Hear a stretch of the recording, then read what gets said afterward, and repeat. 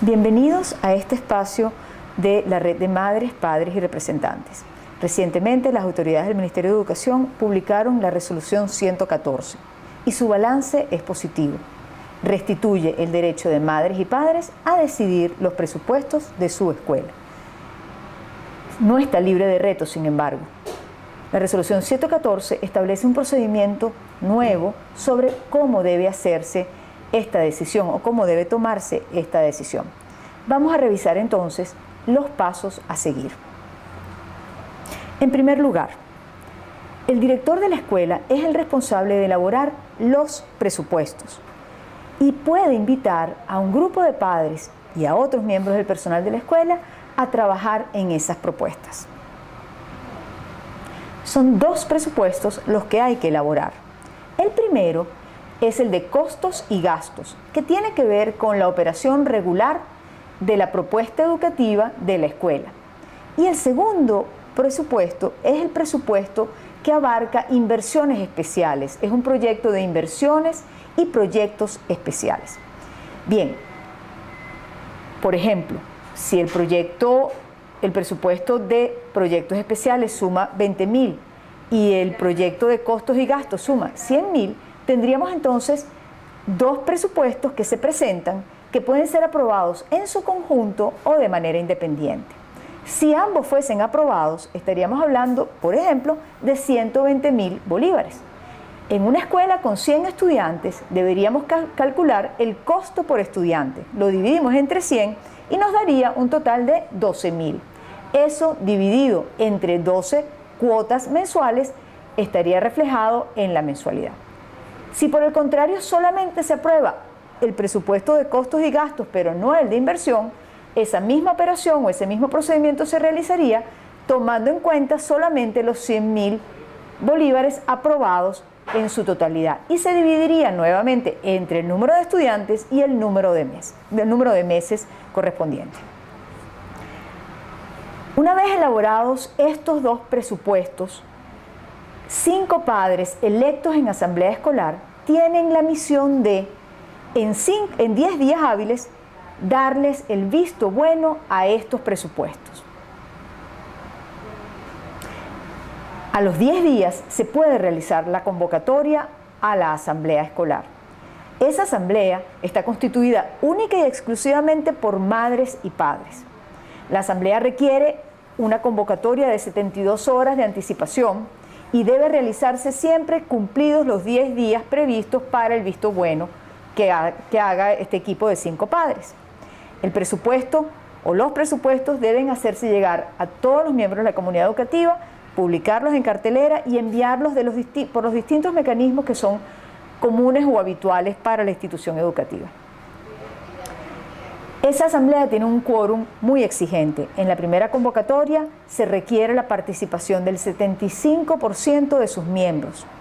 En las asambleas posteriores o subsecuentes, si no se logra esta convocatoria del 75%, el quórum será ahora de 50% más 1.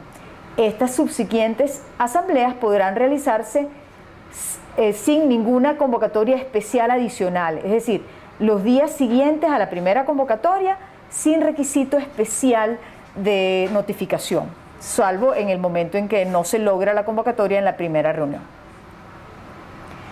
A ver, el espíritu de esta resolución tiene que ver con restituir el derecho de madres y padres a decidir el presupuesto de su escuela. Mal podríamos penalizar a una familia que trabaja de día, si la asamblea se realiza de día, en no poder participar en la toma de decisiones. O por el contrario, una familia que trabaja de noche, no poder participar en una asamblea convocada en ese horario. Violaría el espíritu de esta norma que tiene que ver con que cada familia tiene derecho a participar en la toma de esta decisión. Por lo tanto, las leyes prevén mecanismos de participación que son perfectamente válidos. La asistencia directa, personal a la asamblea, por supuesto que es válida, es deseable, pero también se puede participar en la asamblea a través de la emisión de un poder o autorización a algún miembro de la comunidad educativa con quien sentamos particular identificación. También se puede convocar una asamblea abierta que tenga 12 horas de duración, de tal manera que las familias que pueden asistir temprano a la escuela lo hagan y hagan su proceso de votación, y las familias que pueden hacerlo tardíamente también tengan la oportunidad de participar. E incluso, si es posible, la modalidad del voto digital. Con estos mecanismos podemos garantizar que la mayor cantidad posible de familias tenga algo que decir, una voz y un voto sobre los presupuestos de la escuela. Bien, ¿cómo debe transcurrir esa asamblea? Lo primero que sucede es la verificación del quórum. Se cuentan cuántas personas están presentes, se cuentan cuántas autorizaciones o poderes tenemos, se cuenta los votos de las personas que ya, o se registran las personas que ya han emitido un voto, que esté, si se escogió la modalidad de una asamblea abierta, o cuántos votos digitales ya se han recibido. Se presentan las propuestas, se hacen aclaratorias que las personas pueden haber enviado bien por vía por correo electrónico o por otros mecanismos electrónicos de participación, o que hagan en la propia asamblea. Y se procede entonces a votar, quienes no lo hayan hecho todavía, y a contar los votos. Ganan las propuestas que tengan mayoría simple de votos. Es importante saber que son dos votaciones independientes: la votación que tiene que ver con el presupuesto de costos y gastos para la operación regular de la escuela, y el presupuesto que tiene que ver con proyectos de inversión. Si ambos son aprobados, se anuncia que la sumatoria dividida entre el número de estudiantes y el número de meses va a dar un total de un monto determinado. Bien, uno de los retos que plantea esta resolución tiene que ver con algunos conceptos contables con los cuales tal vez no estemos familiarizados. Por eso vamos a definir ahora qué significan costos, gastos y qué son proyectos especiales. Para nuestra ley de costos y precios justos, y estos son conceptos contables además verificables en otros países y por otras organizaciones del área especializada de la contaduría, los costos tienen que ver con, y estamos hablando ahora de una empresa que fabrica vehículos, zapatos, tornillos, tiene que ver con la materia prima, la maquinaria necesaria para la realización de la tarea y la mano de obra, la gente involucrada en la realización de esa tarea. Como podemos ver en el ejemplo, podemos adjudicarle un bolívar en materia prima, es decir, nos cuesta un bolívar la materia prima que compramos para producir lo que vamos a hacer, nos cuesta un bolívar el alquiler de las maquinarias o la amortización de las maquinarias que estamos utilizando y el galpón o el espacio en donde lo estamos haciendo, y nos cuesta un bolívar la mano de obra, los supervisores, los gerentes que dirigen la elaboración de estos productos. Todo eso suma 3 bolívares para la elaboración de un producto final, que en este caso sería un vehículo. Los gastos en una empresa son distintos, no pueden ser adjudicados claramente a la elaboración de ese vehículo.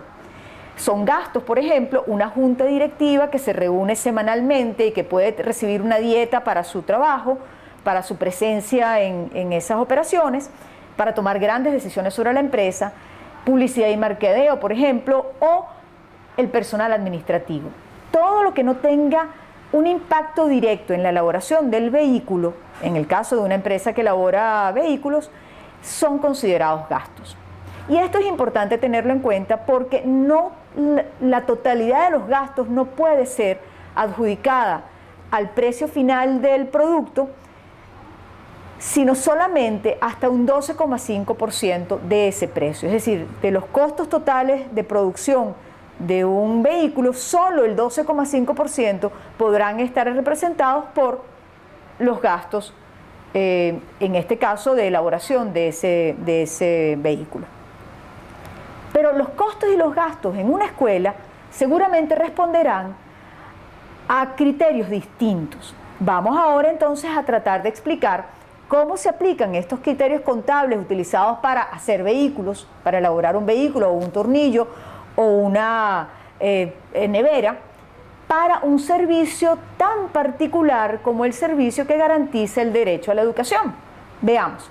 En este caso, la materia prima la pone el consumidor, es decir, el consumidor entrega a sus muchachos a la escuela o los lleva a la escuela y es la materia prima con los que va a trabajar la institución educativa.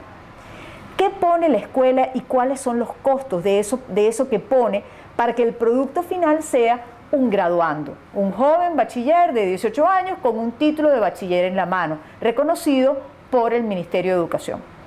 Bien, para ello se requiere personal docente, obviamente, el maestro que está en el salón de clase, pero también el personal directivo, también el director de la escuela, también el coordinador del área de matemáticas o el coordinador de un nivel.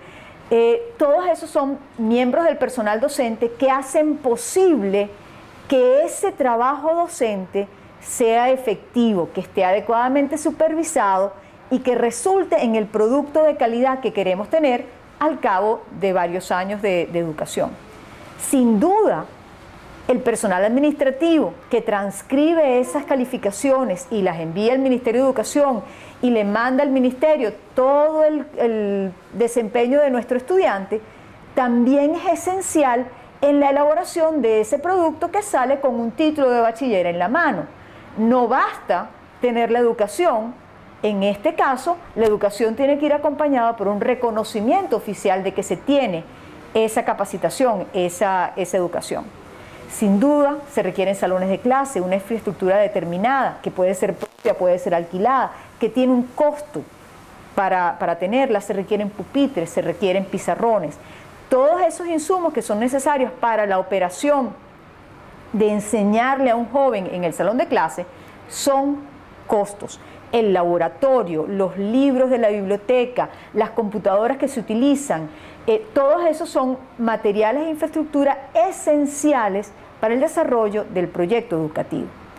También la limpieza del espacio y el mantenimiento de las instalaciones son esenciales para que se pueda producir este joven bachiller. Por lo tanto, también son costos. Y cualquier personal de apoyo, como psicólogos, psicopedagogos, también forman parte de lo que la escuela puede contabilizar como costos. Como pueden ver en la imagen, ponemos un ejemplo, cada uno de esos espacios tiene adjudicado un costo determinado, 1 bolívar por cada una de ellas. El producto final es 5 bolívares en costos. Los costos son completamente reconocidos, pueden ser completamente plasmados en ese presupuesto de costos y gastos. ¿Qué son los gastos en una escuela? En una escuela los gastos son algo diferentes a lo que serían en una empresa. Sin duda, si hay una junta directiva, ya no el director, sino una junta directiva formada por personas interesadas en el proceso educativo de la escuela, tal vez directores anteriores de la unidad educativa, tal vez los propietarios, y tienen adjudicada una dieta para poder venir a la institución educativa una vez a la semana, una vez cada 15 días para participar en la toma de decisiones. Esos son gastos y no son completamente reconocidos, es decir, tienen un límite para ser reconocidos. Si la escuela incurre en gastos que tienen que ver con publicidad y mercadeo, pues también son considerados como gastos y no serán reconocidos en su totalidad a menos que sean de un monto bajo. Fiestas, actos cívicos, cualquier otra cosa de este estilo que no sirva a un propósito pedagógico, también son considerados gastos. Importante explicar ahora los proyectos especiales. El presupuesto de costos y gastos está centrado en el currículum regular de una escuela determinada, no en el currículum oficial, hay que estar muy claro, en la oferta pedagógica regular que esa escuela hace. Por ejemplo, hay escuelas que hacen un énfasis en lo académico y que parte de su oferta pedagógica tiene que ver con la excelencia en el aprendizaje de la lectura o en el aprendizaje de las ciencias o de la matemática. Ese es parte de su proyecto, así que los costos que tengan que ver con lograr ese producto particular, que es un joven con excelencia académica, con un título de bachiller, pero con excelencia académica, esos son costos y no proyectos especiales. Pero si la escuela decide que de ahora en adelante sería interesante que la oferta educativa incluyese el aprendizaje del idioma chino, ese es un proyecto especial. Eso va a requerir una inversión adicional en capacitación de maestros, pero también en dotación de laboratorios para aprender el idioma, en materiales, en libros. Por lo tanto, ese primer presupuesto para lograr implementar este proyecto es un proyecto especial. Otro proyecto especial podría ser la construcción de canchas deportivas. La escuela decide que necesita techar una cancha que ya tiene o que necesita construir un espacio para la práctica del tenis o el básquet. Esos son proyectos especiales de inversión. Es importante que estos dos proyectos, el proyecto de presupuesto de costos y gastos y el proyecto de inversiones o proyectos especiales, estén claramente diferenciados, porque en momentos de dificultad económica los padres pueden decidir aprobar el primero, el de costos y gastos, pero no el segundo, el de proyectos especiales. Es también muy importante tener claro que el proyecto de costos y gastos tiene que reflejar las necesidades reales de la escuela. Ese presupuesto no puede ser deficitario. El que es opcional y que además representa una inversión por parte de los padres, es decir, la comunidad de padres contribuye con la escuela, se convierte en inversionista para el crecimiento del proyecto educativo. Esa es una potestad de los padres. La escuela puede independientemente pedir un crédito para desarrollar alguno de estos proyectos especiales, pero no le puede pedir a los padres que obligatoriamente inviertan en ese proyecto. Así que si los padres deciden convertirse en inversionistas de algún proyecto especial de la escuela, esa decisión ciertamente es de los padres. Y es muy importante que tengamos claro que los padres tienen en efecto ese derecho. No tienen por qué financiar el crecimiento de la escuela a menos que ellos decidan que desean convertirse en socios financieros de ese proyecto. Bien, estas fueron algunas de las cosas que queríamos discutir y presentarles como material, como aclaratorias, para entender las implicaciones de esta resolución 114. Esta presentación está disponible para ustedes en nuestro canal de YouTube, está disponible para ustedes también escribiendo al correo de la red de padres @gmail.com, y tienen además un material escrito para aquellas personas que prefieren un material escrito sobre cada uno de los pasos para lograr exitosamente el desarrollo de la aprobación de estos presupuestos en las escuelas y algunos conceptos básicos que nos ayudarán a llevar exitosamente a feliz término este proyecto, esta aprobación de nuestros presupuestos en nuestras escuelas, que es un logro que madres y padres deben celebrar.